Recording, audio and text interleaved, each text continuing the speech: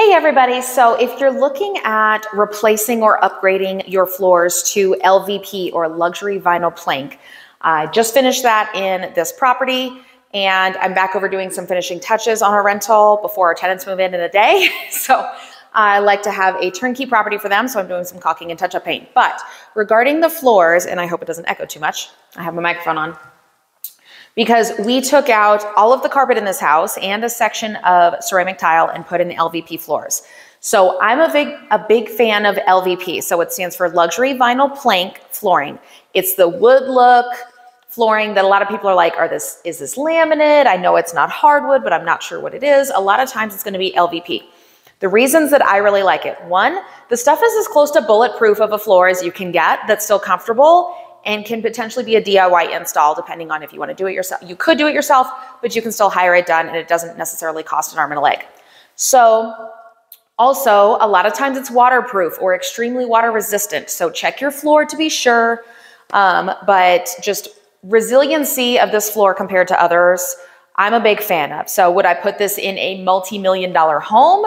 Maybe in the basement or in a laundry area or mudroom or something like that. Probably not through my main living area. It doesn't make sense for a high dollar home. However, I have had clients that have custom built $800,000, $900,000 homes and wanted LVP because dogs, kids, cats, life, and all of the above, right?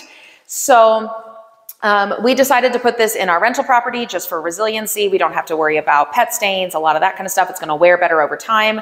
And a lot of people really like it. They like having solid floors. They like not having carpet. You can run your Roomba and mop, all that good stuff, right? So enough on the LVP commercial and why I love it. As far as questions to ask your installer, okay? One thing, if you are going to have it installed versus a DIY, then there's a few things, if you've never had this type of flooring installed, that you need to ask your installer that they may or may not ask you, okay? Some of these I've known the easy way because I've actually put some of this type of floor in myself. We didn't do this property because there was 1,500 square feet to do, but it was something that it's like, okay, and some of them I learned the hard way because I didn't think to ask, because when I put the floor in myself, I didn't have to ask anybody this. I just knew what I wanted, right? So some of the questions to ask your installer when you're having them put in LVP. One, which direction do you want the floor? Okay, these are going to be longer planks. Some of the planks are as short as 3 feet. Some of them are as long as 6 or 7 feet. Okay, I like wider, bigger planks. It looks more expensive. It's less pieces to install. It's also less seams to pull away or anything like that. There's usually minimal floor prep for LVP, but just generally, I like bigger planks. Just my style, right? My personal preference. So, but make sure, especially if you're having shorter planks done, if you do them, are you wanting a chevron style? It's a big deal. A lot of times they have floor made just for that style because it's cut on the ends just right. Are you wanting, laid the length of the room? That's traditionally what they'll do. However, they'll ask, right? Are you wanting it laid across the room? Maybe it connects into a larger room that you don't want. Do you want the floor direction changed? Usually whenever you do this floor, you do it the same direction throughout the property, regardless of the doorways and the openings, okay? So make sure to talk about the direction that you want the floor laid. I like to get a couple of sample boards. A lot of times when I place an order, they'll be like, oh, here's a sample. I was like, no, can I have 2 or 3? Charge me an extra 10, 15, 20 bucks, I don't care.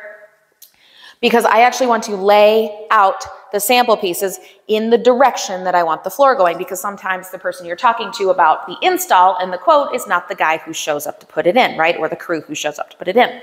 So first and foremost, which direction do you want that? I feel like someone at the airport. Which direction do you want that floor to run, okay?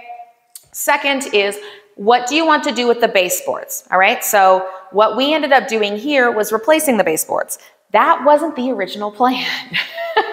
Things change, you roll with it, right? So do you want quarter round installed, which is really common. It's just additional like quarter circle piece of trim that a lot of times installers will put from the bottom of the baseboard to the floor, because if you've taken out carpet, you're gonna have this gap where your baseboard was, okay? So it's traditional to just put quarter round on top of that and then nail that in, seal your nail holes, paint on top of it, and then you're done. A lot of times the installers will not paint. That's pretty normal. So if you expect this to be a one-stop shop and you have the installers put in the floor and then you look and you're like, but the quarter round's not painted. They're like, yeah, we're not painters. That's not part of the deal. So just know what they are gonna do or what they're not. Sometimes if you want something smaller, do shoe molding. Personally, I prefer shoe molding. I like it a little bit smaller. Some people will say, hey, do you want the baseboard dropped? Like, do you want us to pull off the baseboard, lower it, and then put it back in so there's not as much of a gap. There's pros and cons to that, right? So if you're using that same baseboard, you're probably, and your house has been painted 1, 2, 3 or more times, you're probably gonna have a really nice like caulk or seam line where that baseboard was installed against the wall. And when you drop it, if you just paint, now you're gonna have this weird line about a 1/2 inch above your baseboard all the way around, okay? If you want them to do some paint prep, if it's like a painting crew and a flooring crew that does a lot of different things, then they may recommend that because then they can prep that before they paint so they know that it's gonna look nice. Maybe you want all new baseboard put in because honestly, it looks really nice. And you just go with a little bit larger baseboard than you had before so it covers up that line that you had before as well as the gap down below where the carpet spacing was. So there's pros and cons to all of those. That there's obviously more cost to new baseboard. But talk to your installer and ask the questions of, hey, what's the cost? What looks best? What would you recommend? If you're gonna have the house painted, usually you have your flooring done before you have the house painted. Because then you got to have baseboards and things repainted afterwards anyway. So just talk to them, okay? Ask them those questions. Ask them and have them show you examples or show you pictures or say, I don't know, what would you recommend? What's the cost difference? How's it going to look? All those types of things, okay? So another one is the pattern of the installation. And you might think, well, yeah, if I'm just having it lengthwise, then it'll just be lengthwise. Cool. I'm talking patterns of the seams. Because this is something I learned the hard way. I didn't talk to my installer about this because I just made the assumption that any good installer knows to stagger the seams. Apparently I was wrong. So some installers, regardless of how many floors they've installed, it's their standard process they do a stair step, they'll do an H pattern, some would stagger the seams. If you have a preference, like personally, I had them come back and we staggered them because that's what I expect and that's what a high-end floor looks like, right? So if you're gonna do an H pattern, which is really common for like wood look tile, if you're gonna do wood look tile, people will do an H or like a brick pattern. That's one option. If the stair step is what I see a lot, that as a realtor, and my clients notice it, but they don't know why it just looks weird. But as a realtor, I walk in and I see that floor install and it just feels a little bit lower end to me. It feels like somebody kind of DIY'd it, right? Please God, don't line up your seams for all that is holy in the world.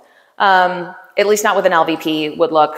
If that's your jam, cool. Just know that at resale, a lot of people aren't going to like that look because it looks very, very fake because then you just see lines all the way across the floor in rows. Not a good look. So talk to your installer about that. A lot of them will say, okay, well, we typically stagger the seams at least this much distance between the seams depending on the length of the board. Some of them will say, okay, well, we're going to stair step or ladder step the seams with at least this much distance between. You want to make sure that there's a minimum distance between the seams so you don't have issues with the board shifting and pulling or the seams coming apart.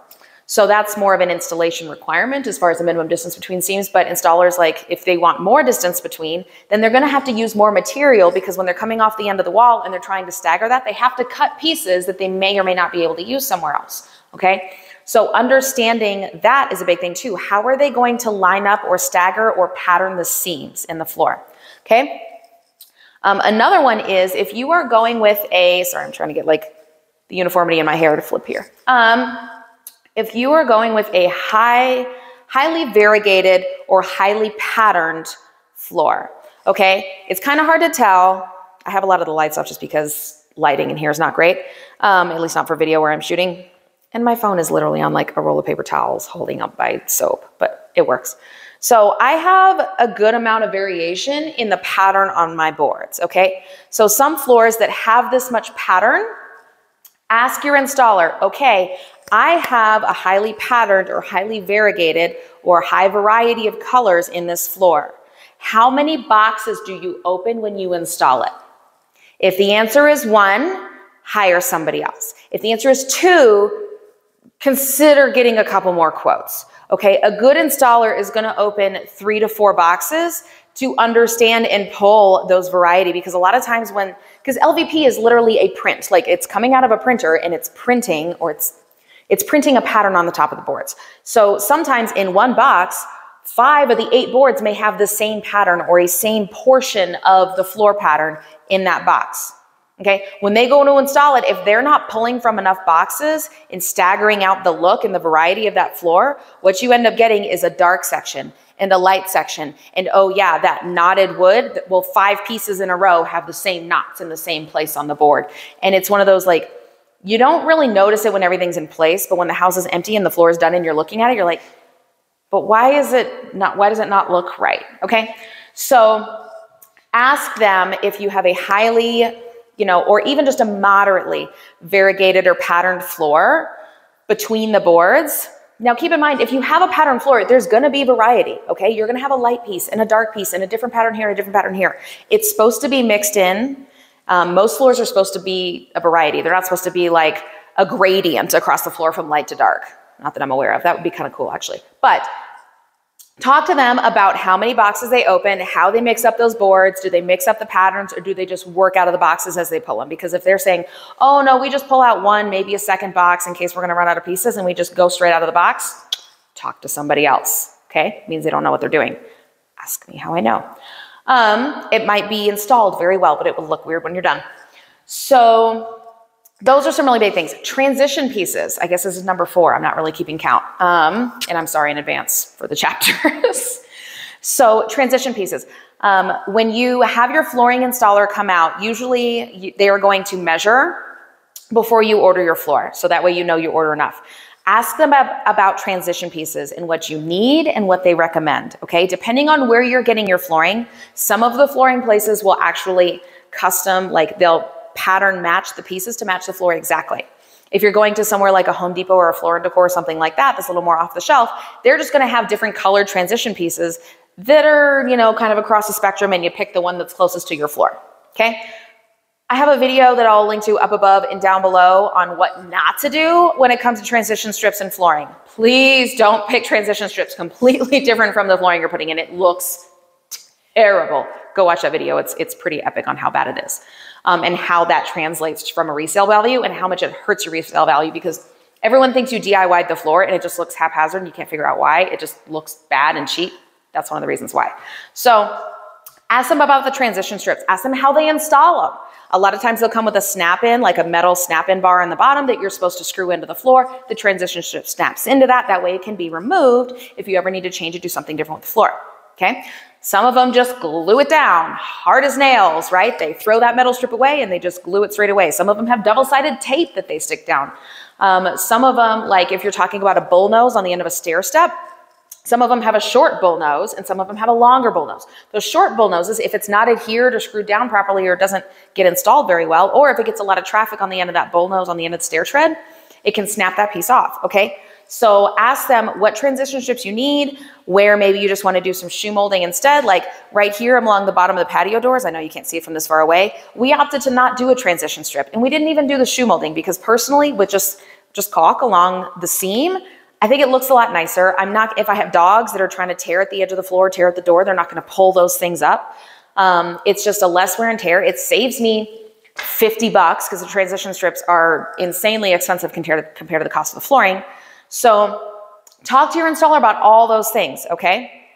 Because those are the things that when it's done, you're never really, not never, but a lot of times you're like, well, it doesn't look bad, but it's just not what I had in mind, right? Or you're comparing to somebody else's house that you've seen or that you've been in or what you've seen pictures of online, but you didn't know to ask the questions to get that same result, okay?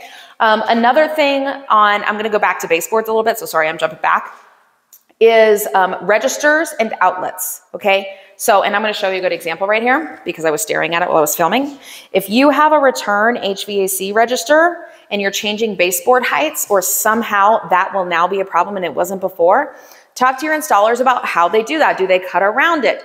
That's what most of them are going to do. Do they caulk between it? Do they take the register off? Like, I've seen some crazy stuff, people. So talk to your installers about how they finish those things out and what you're expecting to get. So hopefully that helped a little bit.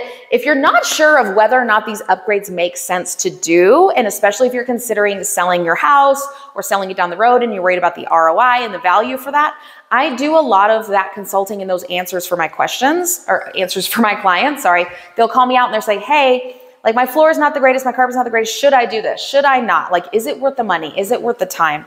So I'm always happy to help give that information to any of my clients that are looking to sell property. I do offer consulting in the Denver metro area for people that are just looking for answers or just want to pick my brain on stuff. I do have consulting options as well, so feel free to reach out to me. My number's down below. If you are looking for a me in another area, maybe you're not in the South Denver metro area, feel free to reach out to me. I have a form down below. I can match make you with any one of the other agents in my, I have a CRS network that is my go-to. That's a certified residential specialist for the top 2% of the agents in the US.